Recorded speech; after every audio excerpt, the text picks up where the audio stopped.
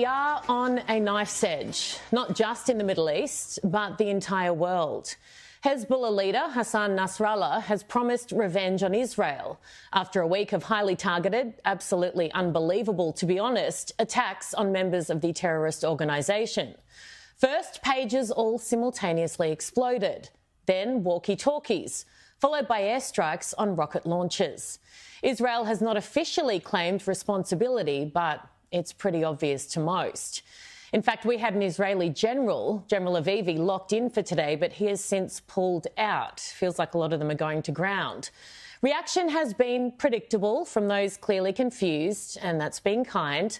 Australia's own self-declared chief feminist, except if you're an Israeli woman, of course, Clementine Ford, posted this after the first round of attacks.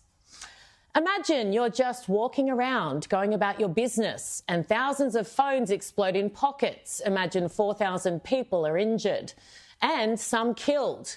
Imagine the media calling this humbling and framing it as a precision military attack. Well, it's easy to imagine, Clementine, because that's exactly what it was. Does she not understand that these people are terrorists?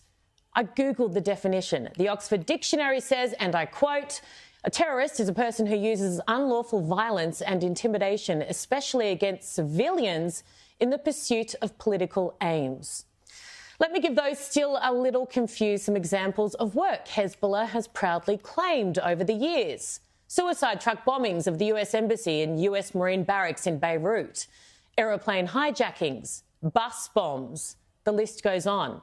Oh, and they were targeting civilians. They weren't collateral damage. They are criminals. They kill indiscriminately. I don't know how else to say it.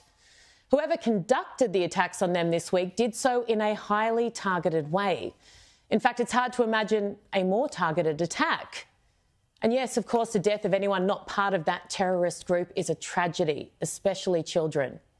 But if you join a terrorist group that kills innocent people on purpose, then any innocent death around you falls squarely on your shoulders. A political strategist from the United Arab Emirates, Amjad Taha, put it like this, and I genuinely don't think it's possible to improve on. I want to bring it to you now. He says, "You dared to strike at a smart and courageous nation on October 7th, committing genocide, kidnapping their children and violating their women.